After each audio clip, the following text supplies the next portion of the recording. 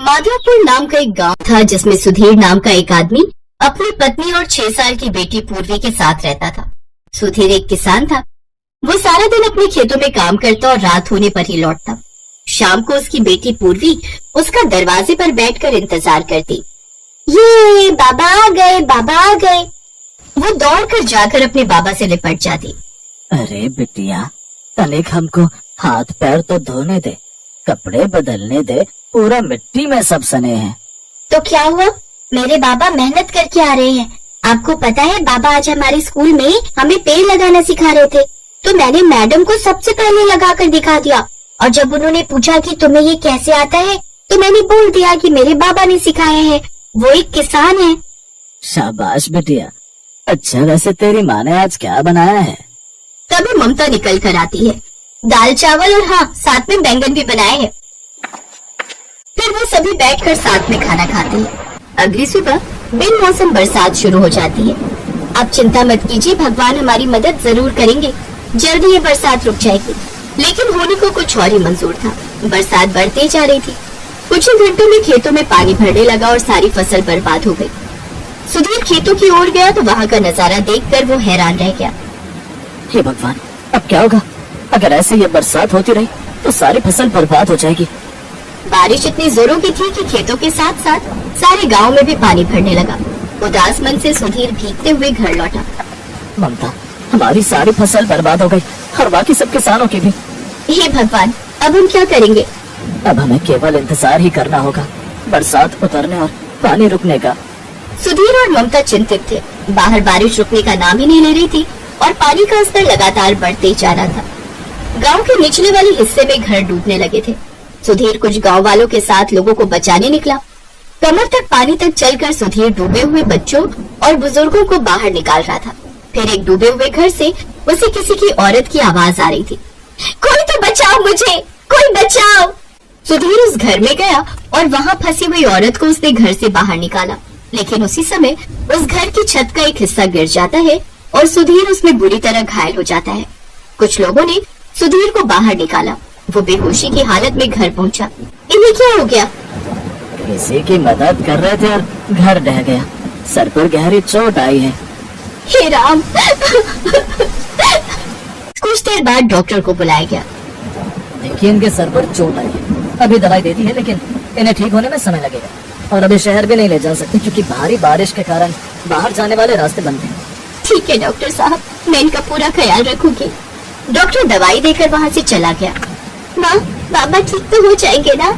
हाँ मेरी बच्ची, भगवान जी है ना, वो हमारी मदद जरूर करेंगे। अगली सुबह बरसात थम गई और खेतों से पानी उतरने लगा। किसान वापस तैयार हो गए नई फसल बोने के लिए। इधर सुधीर अभी भी बिस्तर पर ही पड़ा हुआ था। फिर ममता ने अपनी बेटी से कहा, पूर्वी बेटा, अपने बाबा का ध्यान रखना, मैं खेतों में थोड़ा काम करके आती हूँ। ठीक है माँ, तुम चिंता मत करो। ममता खेत पहुंची तो उसके खेतों में पानी तो नहीं था, लेकिन मिट्टी गीली थी। इस मिट्टी में कोई फसल कैसे उगेगी? लेकिन फिर भी मुझे कोशिश करनी चाहिए। उसने जैसे तैसे कुछ बीज बोए। सारा काम खत्म होने के बाद ममता घर चली गई। फिर हफ्ते भर बाद जब वो वापस अपने खेत पर आई तो उसने देखा मिट्टी अभी भी गीली ही है और उसके बोए हुए सारे बीज मिट्टी के ऊपर आ गए। अपने खेतों की यह हालत देख ममता की आंखों में आंसू आ गए। अपनी परिस्थितियों को कैसे बदला जाए, ये सोचते हुए ममता रोते हुए जाने लगी और कुछ दूर चलने पर एक तालाब किनारे बैठ गई। हे भगवान, तो हम गरीबों की कितनी परीक्षा लेता है। भगवान मेरी मदद कीजिए। मेरे पति कई दिनों से बिस्तर पर पड़े हैं, आप उन्हें ठीक कर दीजिए। अगर ऐसे ही चलता रहा तो मेरा परिवार बर्बाद हो जाएगा। तभी उस तालाब से एक साथ 3 जादुई मछलियाँ प्रकट हुई। देखो, तुम मत रो और हमें बताओ तुम्हें क्या परेशानी है। हाँ, हो सकता है हम तुम्हारी मदद कर सके। बोलने वाली मछलियाँ? हाँ, ये जादुई मछलियों का तालाब है और हम सब बोलने वाली मछलियाँ हैं। अब बताओ तुम्हें क्या प्रॉब्लम है। ममता उन्हें सारी बात बताती है। तभी उनमें से एक जादुई मछली ममता को एक घड़ा देती है जिसमें पानी होता है और उसके अंदर कुछ मछलियाँ होती हैं।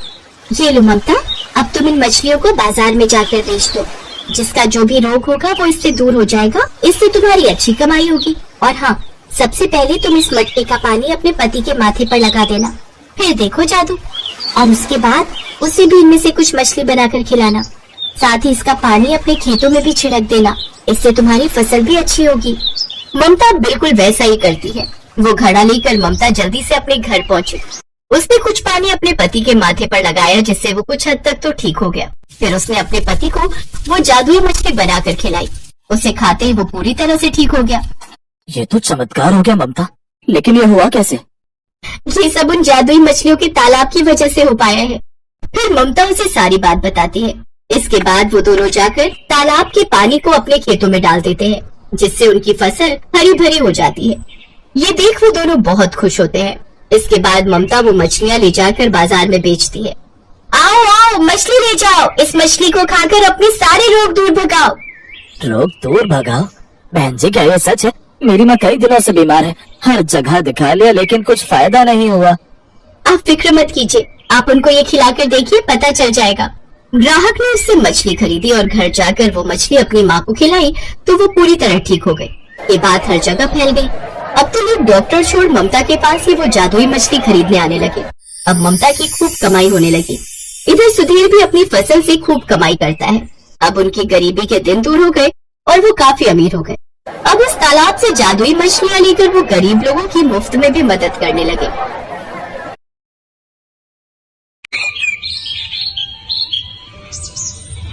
पारो बिटिया, जल्दी आओ, देरी हो रही है। आई बाबा, ये लो आपका डिब्बा। अरे वाह, वैसे क्या बनाया आज तुम्हारी माँ ने? अब मुझे नहीं पता, दाल भात है। अब बस मछलियाँ ही पकड़ते मत रह जाना सारा दिन, वक्त पर खाना भी खा लेना। ठीक है, खा लूंगा, तुम मेरी इतनी चिंता मत किया करो। बाबा, आप मुझे कब अपने साथ ले जाओगे? कहाँ? मछली पकड़ने, समंदर में। और तुम क्या करोगी वहाँ? ले चलो ना बाबा। माँ, बोलो ना बाबा को। अरे ले जाओ ना इसे, कितने दिनों से रट लगा रखी है इसने आपके साथ जाने की। अच्छा, ऐसी बात है तो चलो फिर, आज तुम्हें अपने साथ लेकर ही चलता हूँ। बाबा, सच में आप बहुत अच्छे हो। ये कहानी है गणपत मछुआरे की, जो समंदर के किनारे रहता था। उसकी पत्नी रीमा और उसकी 7 साल की बेटी पारू भी उसके साथ ही रहते थे। गणपत समंदर से मछलियाँ पकड़ता और फिर उन्हें बेचकर अपने परिवार का पेट पालता था। उस दिन पारू की जिद पर गणपत उसे भी अपने साथ मछलियाँ पकड़ने ले गया। जैसे ही गणपत की नाव समंदर में आगे बढ़ी तो पारू खुशी से उछल पड़ी। बाबा, कितना मजा आ रहा है ना? ये समंदर की लहरें कितनी बड़ी बड़ी होती है। रुको, अभी जब जाल फेंकेंगे ना, तब तुम्हें और मजा आएगा। कुछ और दूर जाकर गणपत ने समंदर में अपना जाल फेंका और फिर थोड़ी देर बाद जब उसने जाल वापस खींचा तो उसमें 5-7 मछलियाँ फंसी थी। ये देखकर पारू बहुत खुश हुई। तभी अचानक कहीं से एक बगुला उड़ता हुआ उसकी नाव पर आया और जिसे देखते ही पारू ने उसे डराने और भगाने की कोशिश की। हश, हट, भाग यहाँ से, भाग। क्या हो गया पारू? देखो ना बाबा, ये तोता हमारी नाव पर बैठा है। हैं? तोता? गणपत ने बगुले को देखा और फिर अपना पेट पकड़कर हंसने लगा। क्या हुआ बाबा? अरे मेरी बच्ची, ये तोता नहीं है, तोते तो हरे रंग के होते हैं। अच्छा, फिर ये क्या है बाबा? बिटिया, ये बगुला है, ये मछलियाँ खाता है और मछलियाँ खाने के लिए ही ये तुम्हारे पास आया है।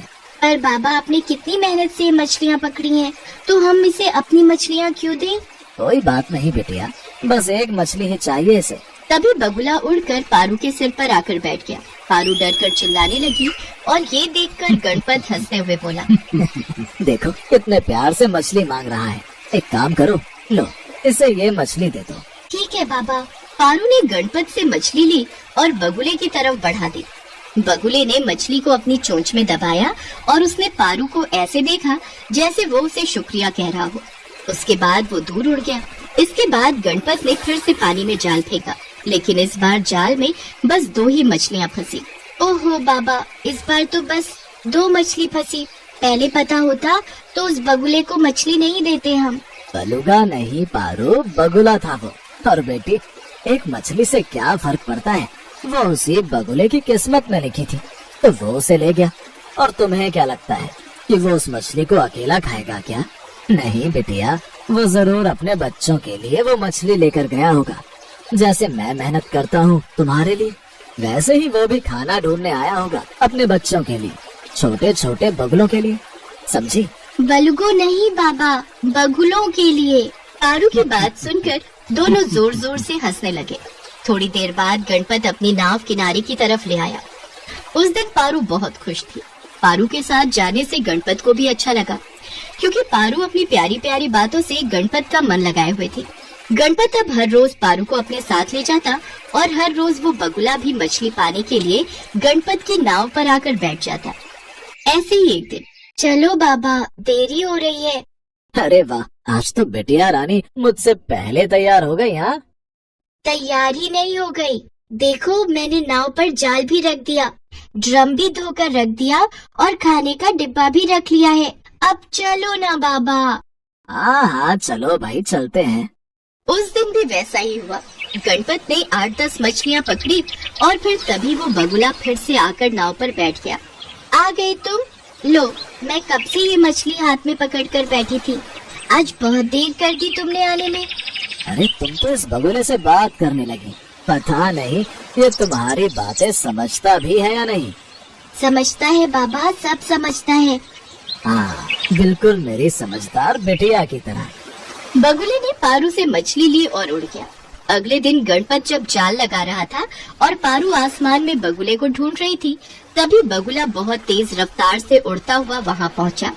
अरे वाह, आ गया मेरा दोस्त, ये लो मछली, लो ले लो इसे। पारू ने बगुले को मछली दी, पर उसने मछली ली नहीं, बल्कि वो पारू के कपड़े पकड़कर खींचने लगा। पारू को कुछ समझ में नहीं आ रहा था, क्योंकि बगुले ने पहले कभी मछली लेने से इनकार नहीं किया था। ये देखकर पारू ने तुरंत अपने बाबा को आवाज लगाई। बाबा देखो ना, ये बगुला आज मछली नहीं ले रहा है। पर बगुले तो ऐसा नहीं करते। बस ये मेरे कपड़े खींच रहा है, देखो देखो ना इसे। अगर ये मछली नहीं खा रहा है और तुम्हारे कपड़े खींच रहा है, तो इसका मतलब जरूर कोई बड़ी बात है। शायद ये हमें कहीं ले जाने की कोशिश कर रहा है। गणपत ने जैसे ही बगुले को हाथ में लिया, वो आसमान की तरफ उड़ गया। गणपत ने अपनी नाव से उसका पीछा करना शुरू कर दिया। थोड़ी देर बाद बगुला उसे किनारे पर लेकर गया। गणपत ने देखा कि वहाँ किनारे एक पुराना खराब जाल पड़ा है, जो शायद किसी मछुआरे ने फेंका था, और उस जाल में एक बगुली का पैर फंसा हुआ था। बगुली पंख फैलाकर लगातार उस जाल से अलग होने की कोशिश कर रही थी, पर वो उस जाल में और ज्यादा फंसती जा रही थी। बाबा देखो, वहाँ एक बगुला फंसा हुआ है। पारू, वो एक बगुली है और वो जरूर इस बगुले की पत्नी होगी, और उसी को बचाने के लिए वो हमसे मदद मांग रहा है। गणपत ने चाकू से जाल काटा और बगुली को आजाद कर दिया। तभी पारू बोली, देखो बाबा, वहाँ पेड़ के नीचे 2 छोटे छोटे बगुले हैं। हाँ, मैंने कहा था ना कि वो जरूर अपने बच्चों के लिए मछलियाँ ले जाता होगा। चलो अब हम चलते हैं, बहुत देर हो गई। शाम हो चुकी थी। गणपत अपने घर की तरफ बढ़ रहा था। बगुली की मदद करके पारू बहुत खुश थी, लेकिन गणपत थोड़ा परेशान था, क्योंकि बगुली की मदद के चक्कर में उस दिन वो एक भी मछली नहीं पकड़ पाया था। वो इसी उधेड़ बुन में था। तभी पारू ने उसे आवाज लगाई, देखो बाबा, बगुला अपने दोस्तों के साथ मछली लेकर आया है। मछली लेकर आया है? गणपत ने देखा कि आसमान में 10-15 बगुले उड़ रहे थे और सबकी चोंच में मछलियाँ थी। गणपत के दोस्त बगुले ने अपनी चोंच में दबाई हुई मछली को नाव में रखे ड्रम में डाल दिया, और देखते ही देखते सारे बगुलों ने भी ऐसा ही किया। इसके बाद सारे बगुलों ने पारू को घेर लिया। पारू बगुलों के साथ खेल रही थी और हंसती ही जा रही थी, और ये सब देखकर गणपत की आंखों में आंसू थे। वो बहुत खुश था, क्योंकि उसे एक सच्चा दोस्त जो मिल गया था।